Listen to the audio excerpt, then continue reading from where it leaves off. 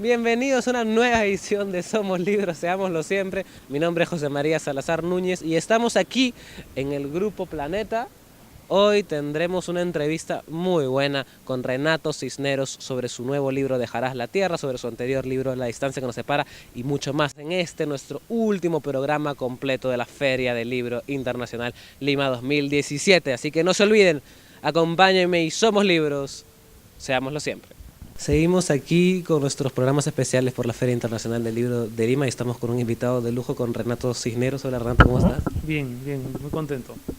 Bueno, tu libro anterior, La Distancia que nos separa, empezaba explicando que no ibas a contar la historia de tus familiares, de Nicolás Cisneros y de tus abuelos, y este libro es justamente la historia de ellos. ¿Cómo surge Dejarás la Tierra? Eh, claro, la distancia empieza diciendo no voy a contar aquí, ¿no?, estas historias, porque pensaba ya desde entonces contarlas en otro libro.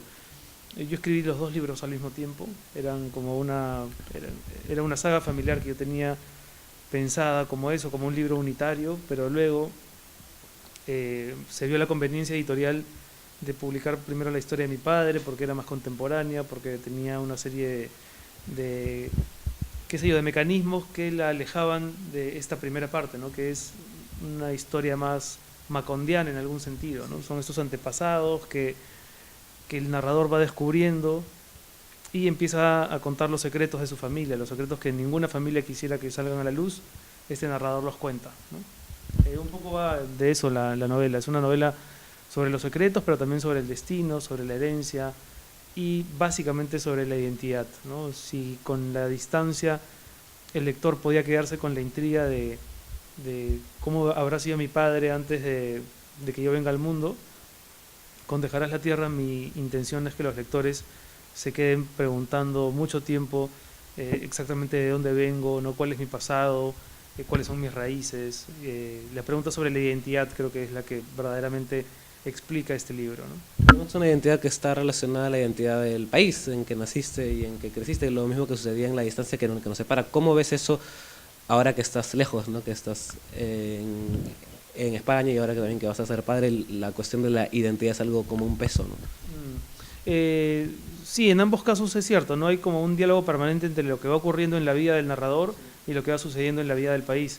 En este caso, incluso esa relación, esa conversación es todavía más intensa, considerando que mi familia paterna empieza a existir justo cuando el Perú empieza a existir como república.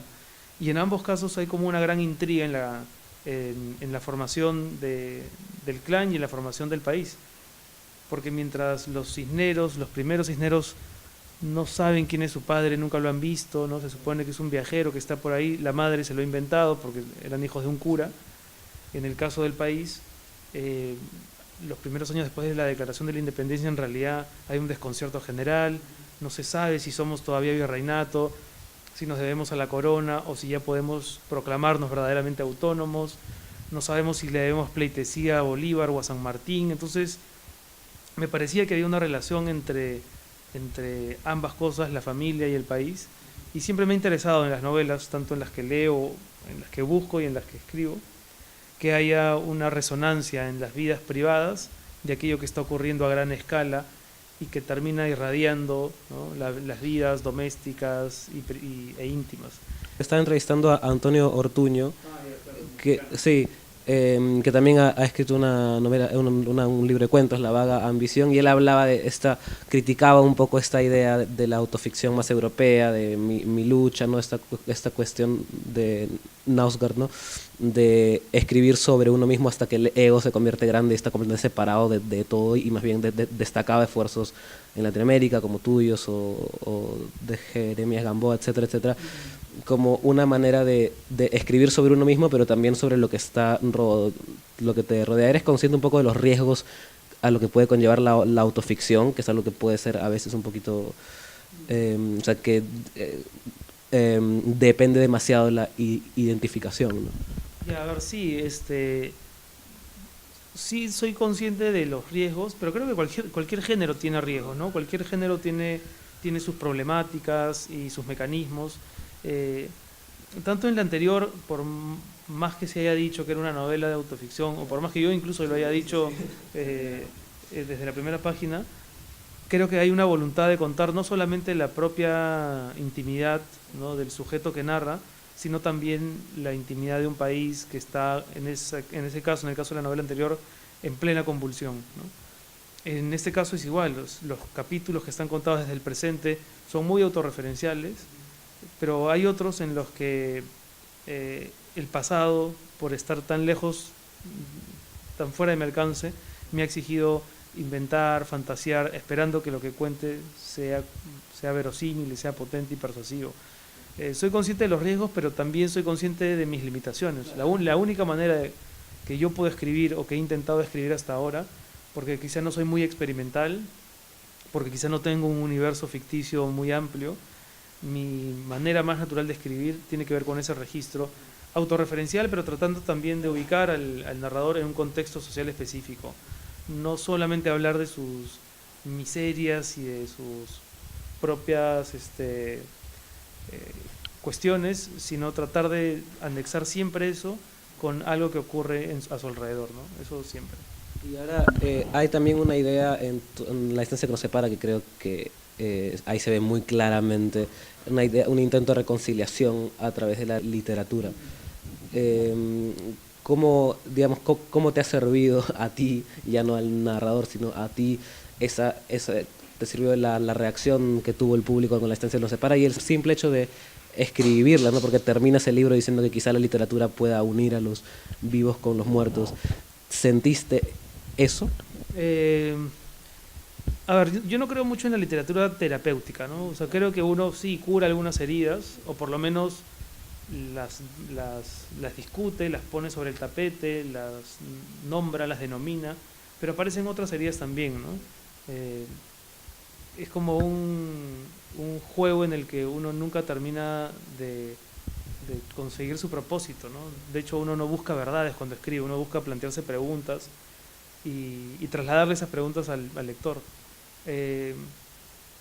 Y lo mismo con Dejarás la Tierra, ¿no? Yo no pretendía contar la historia oficial de mi familia, ¿no? Esta no es una declaración jurada donde esté consignada la historia de los Cisneros. Cuento la historia como yo creo que ocurrió, como me gustaría pensar que ha sucedido, y esperando que los lectores hagan el trasvase de la narrativa contada a la narrativa vivida, ¿no? Que ellos piensen en sus familias, en sus antepasados negados, en esos personajes marginados que hay en toda familia, en los secretos, en los misterios. Eso es lo que más me interesa, ¿no? Cómo cuando uno va deconstruyendo o construyendo un relato sobre su intimidad, el lector luego lo deconstruye para hacerlo propio y pensar en sus propios temas, ¿no? Y del mismo modo también cuando tú vas haciendo la investigación y descubriendo, también encuentras cosas de ti en lugares de tu familia que no conocías, ¿no? Sí, más que encontrar la verdad, a mí me interesa la búsqueda, ¿no? Hay una frase de G. Lessing, creo que es Gotthold Ephraim Lessing, un escritor alemán, que dice, es un epígrafe de un libro de Javier Cercas: si me dieran a elegir entre buscar la verdad y encontrarla, preferiría buscar la verdad, ¿no? Encontrar la verdad, para empezar, es la definición de una pesquisa muy debatible, ¿no? ¿Qué significa encontrar la verdad? Para los narradores creo que lo más interesante es buscarla, ¿no? Claro, sabiendo que no la vas a encontrar, ¿no? Sí, además, un punto ciego que no vas a poder despejar nunca, ¿no? además los esfuerzos que suelen encontrar la verdad son esfuerzos más bien políticos y de otra índole, sí, que no van que siempre son vagos vagos e insuficientes, ¿no?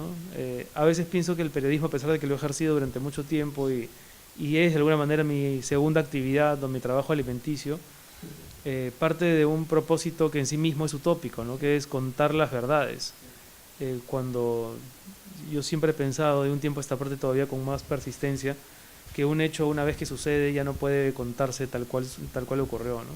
Pero bueno, por lo menos detrás del periodismo, del buen periodismo, hay el espíritu y la intención noble de querer encontrar una verdad, ¿no? Y en la distancia que nos separa, había un momento que decías, creo que son las frases más poderosas del libro, que decías que así como cuando se muere un hijo, la vida del padre termina por completo, cuando se muere el padre, la vida del hijo empieza. A ver, sí, es como originalmente la distancia que nos separa en el primer manuscrito empezaba así, o con una frase parecida, Así como un padre no está preparado para enterrar a un hijo tampoco está preparado para desenterrar a un padre. Que al final termina siendo una frase como que está al final de la novela, pero igual ocurre con la familia, ¿no? Una familia no está preparada para tener un escritor entre sus filas, ¿no? Que saque a la luz los secretos de la familia. Pero un escritor tampoco está preparado para escribir libros que solo contenten a su parentela, ¿no? Uno tiene que escribir libros que sienta urgentes y que generen cierta incomodidad, porque la literatura finalmente es eso, ¿no? La buena literatura, decía Jonathan Franzen, debe calmar a los perturbados y perturbar a los calmados. Así que nada, espero que esta novela consiga eso con los lectores. Bueno, muchísimas gracias. Con esas frases nos despedimos y que ya saben, dejarás a la tierra de Renato Cisneros. Renato, muchísimas gracias. Y desde aquí les decimos, recuerden, somos libros. Seámoslo siempre. Gracias, Renato. Estamos aquí en el stand de Planeta de la Feria del Libro de Lima y estamos con Bruno Pollack. Bruno, ¿cómo estás? ¿Qué tal? Hola, muy bien. ¿Cómo estás? Él es el Perfecto. autor del último virrey del Perú, Patricio Lynch y la ocupación chilena. Cuéntanos quién es Patricio Lynch, para empezar. ¿Tú eres chileno? No, no. Ah, ya. Patricio Lynch era el jefe de la ocupación en el gobierno de ocupación chileno en Lima, ¿no? Me interesó mucho porque, bueno, Chile al final estuvo 3 años ocupando Lima. Como mi tesis de Derecho hablaba sobre las leyes de ocupación y al final él era la persona más importante acerca de estas leyes, ¿no? ¿Qué te pareció interesante? Porque tú escribes de Derecho, obviamente. ¿Qué te pareció interesante de él como personaje literario? Bueno, al final lo he convertido en una especie de personaje literario, ¿no? Es un personaje porque entra a la guerra por la puerta pequeña, porque él había sido retirado de la Marina, pero luego comienza a tener mucha importancia en su ejército hasta llegar a ser la persona más importante, el que ocupa Lima por casi 3 años, ¿no? Entonces esa idea casi mitológica de ser claro, de estar afuera, de haberlo puesto ni siquiera como se lo merecía, siendo capitán de algún barco de repente blindado, ¿no? Estaba simplemente como jefe de transportes y poco a poco fue ascendiendo hasta convertirse, bueno, en el jefe de ocupación, ¿no? ¿Y cómo tú... Si fuese un asunto literario, ¿no? ¿Y cómo fue? Eso es una novela muy llena, un libro lleno de los temas de derecho, porque tú vienes de ahí. ¿Cómo hiciste para, digamos, traducirlo a un lenguaje que el lector pueda identificarse, ¿no? Bueno, con mucha paciencia, ¿no? Con mucha paciencia y haciendo todo de una manera didáctica, ¿no? Lo que pasa es que es un tema muy rico en debate porque es el tema de la guerra con Chile, entonces al final el asunto legal quedó reducido a solamente 3 capítulos y luego hablando de todos los temas polémicos de la guerra, ¿no? Cuéntanos un libro que te marcó mucho como lector, ya sea histórico o que te marcó mucho como lector y como escritor de historia. Bueno, de historia no, te voy a decir que desde niño leía mucho a Emilio Salgari y leía Sandokan y para mí era impresionante, ¿no? Eso es un libro imprescindible para mí porque es el primero. Bueno, muchísimas gracias y como es tradición aquí, somos libros. Seámoslo siempre. Gracias, un placer. Gracias. Bueno, eso ha sido toda una jornada agotadora, pero realmente enriquecedoras en la Feria Internacional del Libro de Lima, que lamentablemente ya termina. Espero que hayan venido, que hayan disfrutado, que se hayan enamorado de nuevos autores o de autores que ya conocían, que hayan descubierto nuevos libros. Y si yo he ayudado, aunque sea un poquito para eso, misión cumplida. La próxima semana seguiremos con los programas, pese al cansancio, seguiremos con los programas de siempre en Somos Libros, con grandes invitados para un libro inolvidable, con grandes ediciones de Te Recomiendo y muchísimo más. Así que ya saben, en la FIL y en todas partes, Somos Libros.